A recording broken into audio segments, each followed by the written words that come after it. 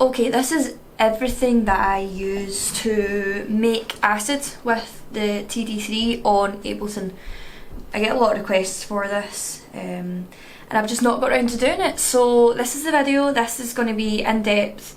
I did do a video on using the TD-3 with Ableton and how to hook it up, but that was more how to like input MIDI on Ableton. This is going to be how to create the sounds that I make. So if you still don't know how to kind of set the TD-3 up with Ableton so that you can input MIDI on Ableton and it uses the TD-3 sound, then I will link that video. So yeah, this is when you're all set up. This is when you're actually just trying to create the sound that you want to make. So I'm going to start off with this. I've just started this new track and I really like the sound of the acid in this one. So without any processing on its own, it sounds like this.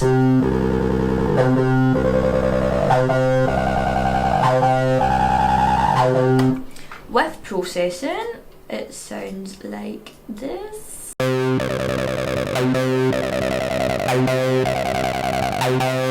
So I'll do a little bit of recording on my phone as well, just so I can show you the setup that I've got here. Okay, so I've got a new addition to the TD-3. I've got the MXR Distortion Plus pedal.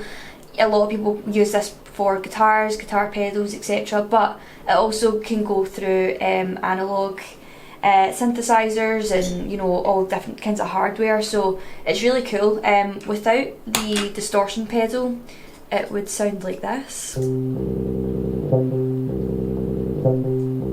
Obviously that's with distortion off, so if I turn distortion on and we use TD-3's distortion, it would sound like this. And then I'll just show you with again.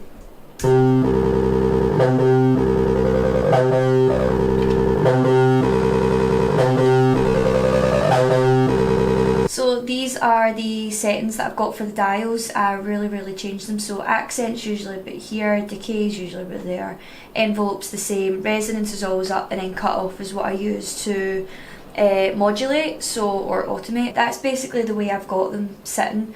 If I was using distortion on the TD-3, I would have distortion right up, tone would usually be in the middle, and then level, obviously, it's just what you prefer. So let me go into the settings and the plugins that I've got for the acid line. These are all Ableton stock plugins. I really rarely use plugins out with, apart from like OTT and Valhalla and things like that. For this, I wanted to make it so anyone could do it and you don't have to go out your way and buy new plugins. First off, we've got the auto filter, so I just use that if I'm bringing in the acids during a build, like so.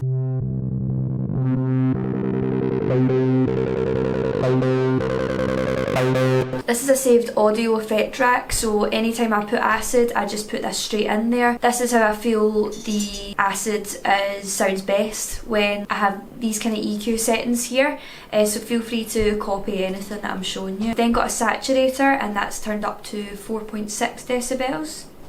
Overdrive, I've put that on there and not touched any of the settings, so that gives it like extra distortion. I'll play it without it here.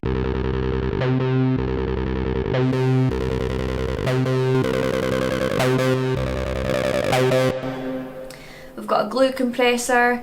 This is just making sure that when I'm turning the cutoff up, sometimes when the kind of high-pitched acidness comes in, it can get quite loud, so this just makes sure it doesn't go above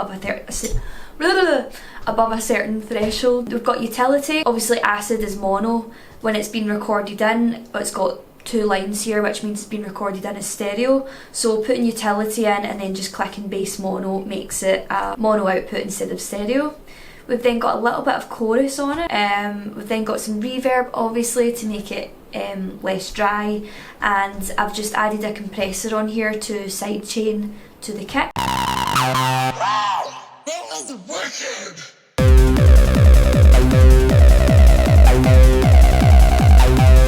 One thing that a lot of people struggle with is finding a good acid line. Now this does take me a while. I'm not going to say I do this like I'm able to do this straight away. A few of my tracks like 303 Rave, which is coming out soon, Acid Requiem, and I think another one, it might be Acid Nation, which I've not teased that on my page yet.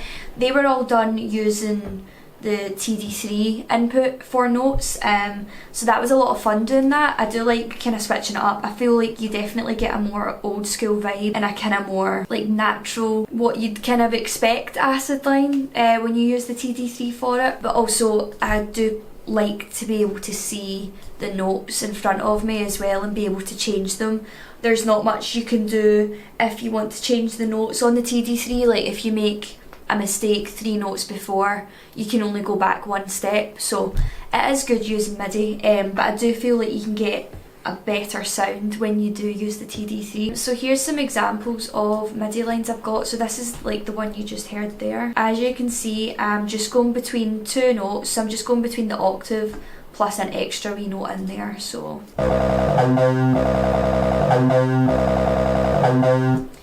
And then here, obviously you have the accent dial here, so that's when it kind of goes wow. So yeah, the velocity is what works with your accents, so anything above 100 is an accent and anything below that is just kind of floating below it. So if I bring them all down to 0, and bring it back, so you can hear the difference. Yeah, I think doing acid lines is a little bit difficult until you sort of get used to it, so you're better just picking your key. So I've got C major here, starting on C and then even just doing and then playing it. So let's bring them all down to 0, because right now they're all accented, that's why it sounds nuts. You can extend them.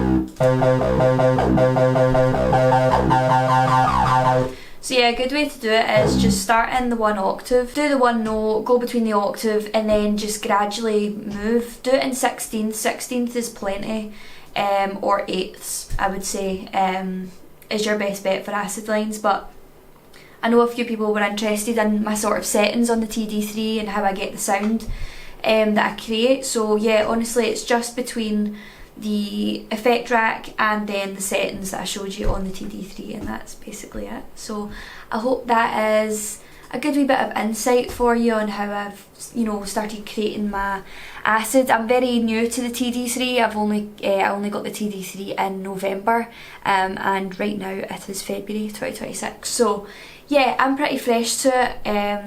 When we're actually working with hardware itself. So a few people have been enjoying the sounds that I'm creating with the acid. So yeah, just thought I'd give you a wee insight on how I do it. But yeah, I hope that's helped out, and the next video will be a track breakdown of a couple of the tracks in my new EP that's came out. Quite a few of them were quite popular. I did put a poll on my Instagram of what one people wanted to see, but they're kind of even, so I might even just do all of them, so that will be the next videos. But yeah, thank you for tuning in and I'll see you in the next one. Bye!